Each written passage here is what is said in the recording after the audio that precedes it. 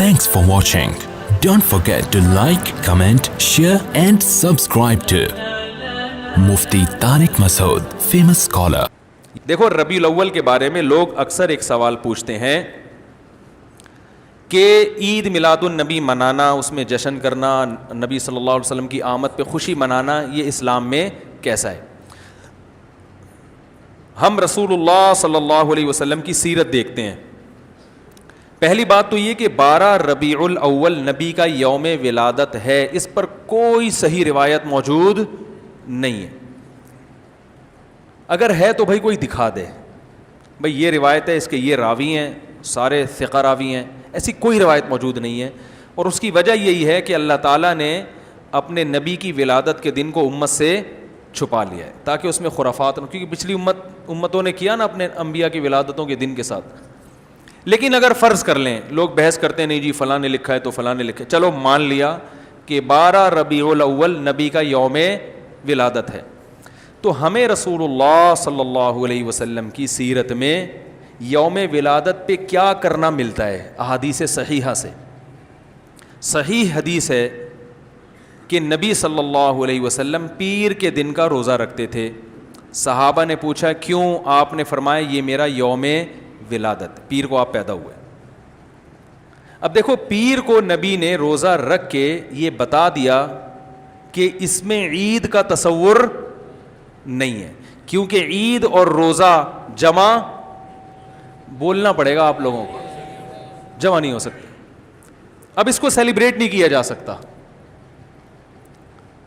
جس دن روزہ ہو جائے گا نا، اب وہ سیلیبریٹ کرنا اس کو ممکن ہے ہی نہیں، اس میں جشن کا تصور ہی ختم ہو گیا. جو ہماری عیدیں ہیں ان میں روزہ رکھنا جائز ہے؟ عید الفطر کو کوئی روزہ رکھے؟ بولو بھائی. اگر جس دن روزہ رکھا وہ عید نہیں ہو سکتی، جو عید ہے وہ روزے کا دن. کیا خیال ہے؟ عید اور روزہ ایک دوسرے کے کیا ہیں؟ اپوزٹ. کیونکہ عید ایک خوشی کا دن ہے اور اس کو سیلیبریٹ کرنا ہے. تو سیلیبریٹ جو کیا جاتا ہے کھا پی کے کیا جاتا ہے یا بھوکا رہ کے کیا جاتا ہے؟ دیکھو آپ کے بچے کا امتحان میں پاس ہو گیا اچھے نمبروں سے، بہت خوش ہیں آپ نے تمام رشتہ داروں کو فون کیا، بھائی میرا بچہ 100 نمبروں سے پاس ہوا ہے، میں بہت خوش ہوں اور میں اب جشن مناؤں گا، ایک سیلیبریٹ کروں گا اس کو. بھائی کیسے کریں گے؟ بھائی آپ تمام لوگوں سے گزارش ہے کہ صبح کا ناشتہ بھی چھوڑ دیں اور کل دوپہر کا کھانا بھی چھوڑ دیں. ہاں بھائی یہ کیا ہو گیا؟ بھائی یہ خوشی ہے یا کوئی غم ہے بھائی؟ روزہ کوئی غم کی علامت نہیں ہے لیکن خوشی بھی نہیں ہے. خوشی کا مطلب خوشی کو سیلیبریٹ کرنا نہیں ہے، منانا. خوش ہونا ایک الگ چیز ہے، خوشی منانا. بھائی خوش ہونے پر تو ہم بھی کوئی پابندی نہیں لگا رہے کہ آپ 12 ربیع الاول کو خوش ہو جائیں. مسئلہ ہے خوشی منانا. منانے کا صرف عید کو خوش ہونے پر کبھی بھی نہیں منائی جائے گی، صرف عید کے دن یا کوئی خوش یعنی یہ کوئی کھانا کھلا کے. تو آپ کے بچہ 100 نمبروں سے پاس ہوا، آپ نے کہا کہ ہم خوشی منائیں گے. بھائی کیسے منائیں گے؟ آپ بھی کھانا چھوڑ دیں اور ہم بھی کھانا لے. بھائی وہ کہیں گے بھائی پہلے ہم اس طرح تو ہوگا کہ آج ہم زیادہ کھائیں گے، اس طرح تو منائی جاتی ہے. تو یہ بات سمجھ میں آ گئی. دوسری بات، دوسری دلیل، جمعے کا دن بھی چھوٹی عید ہے نا، اس کو بھی عید کہا گیا ہے روایتوں میں. اسی وجہ اور عید کے بہت سارے احکام جمعے کے دن بھی لاگو ہوتے ہیں. غسل کر کے نہا دھو کے مسجد میں اجتماع ہوتا ہے، عید کے دن بھی غسل کر کے نہا دھو کے اجتماع ہوتا ہے. نبی جمعے کے دن بھی اچھے کپڑے پہنتے تھے، ہم عید کے دن بھی بولتے کیوں نہیں اچھے کپڑے پہنتے ہیں؟ جمعے کے دن بھی خوشبو لگا کے نہا دھو کے، عید کے دن بھی ایسے ہی. اور حدیث میں جمعے کے دن کو بھی روزے کے ساتھ خاص کرنے سے منع کیا گیا ہے. لا تختصوا لیلۃ الجمعۃ بصلاۃ ولا یوم الجمعۃ بصوم.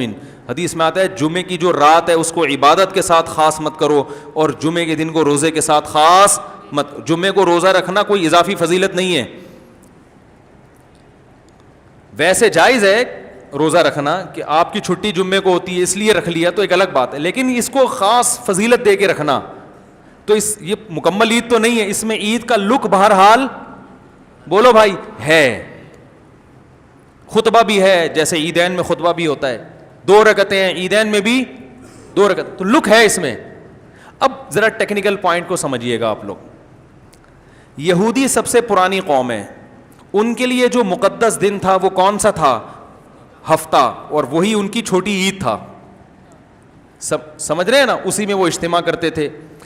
عیسائی اس کے بعد آئے، ان کے لیے کون سا ہوا؟ اتوار کو، جو ہفتے کے بعد ہے. مسلمان ان کے بھی بعد آئے، تو ہمارے لیے کون سا ہونا چاہیے تھا؟ پیر. اور یہ یوم ولادت بھی تھا، تو اس کو تو زیادہ فضیلت ہونی چاہیے تھی نا بھائی، عقلی لحاظ سے بھی اور جو حکمت ہے اس کے لحاظ سے بھی. عقلی لحاظ سے اس لیے کہ وہ پہلے تھے تو ہفتہ، پھر اس کے بعد اتوار، تو اب ہمارے لیے پیر. اور اس لیے بھی کہ نبی کا یوم ولادت ہے، تو یہ بطریق اولا پیر کے دن کو فضیلت ملنی چاہیے تھی، کیونکہ وہ نبی کا یوم ولادت ہے. لیکن چونکہ اس میں عید کا کانسیپٹ ہے نا، اس لیے پیر کا نہیں ہوا، بلکہ ریورس کر کے کہاں لے گئے؟ جمعے کی طرف. تو پیر کے دن یا نبی کے یوم ولادت سے عید کا کانسیپٹ اسلام نے کھرچ کھرچ کے نکال دیا ہے کہ اس میں عید کا کانسیپٹ ہو ہی نہیں سکتا، اپوزٹ ہے اس کا، روزہ ہے. بات آ رہی ہے سمجھ میں؟ تو اس لیے 12 ربیع الاول اگر نبی کا یوم ولادت ہے بھی، تو بہت کچھ بھی اگر کرنا ہے تو روزہ رکھنا، ہم تو اس کے بھی قائل نہیں ہیں روزے رکھنے کے، کیونکہ نبی نے پیر کا رکھا ہے، 12 ربیع الاول کا نہیں رکھا. لیکن اگر آپ کو کھینچ تان کے کچھ نہ کچھ ثابت کرنا ہی ہے، تو آپ اس دن کو روزے کا تو قرار دے سکتے ہیں. آپ اس دن کو سیلیبریٹ کرنا یا عید قرار دینا آپ کے لیے ممکن، قرآن و سنت نبی کی تعلیمات کے مطابق عید کا دن قرار دینا ممکن نہیں ہے، آپ ممکن نہیں ہے. دوسری بات، ابھی بات مکمل نہیں ہوئی ہے، ایک پوائنٹ اور رہ گیا. اسلام میں عیدیں صبح کے وقت ہوتی ہیں، رات کو عیدیں غیر مسلموں کی ہوتی ہیں.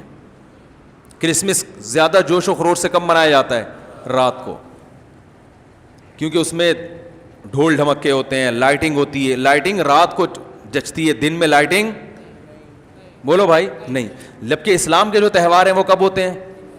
صبح کے وقت. صبح آپ اشراق کے وقت آؤ گے، نماز پڑھو گے، سوئیاں کھاؤ گے، گلے ملو گے، پتلی گلی سے نکل لو.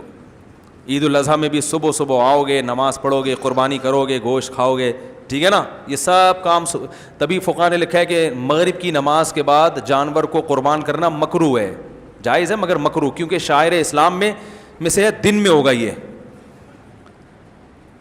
رات کو شریعت نے اس لیے نہیں رکھا کہ رات کا وقت نا گناہوں کی طرف لے جاتا ہے. جب خوشی منائی جاتی ہے تو رات کو انسان ٹریک سے ہٹنے کا خطرہ زیادہ ہوتا ہے.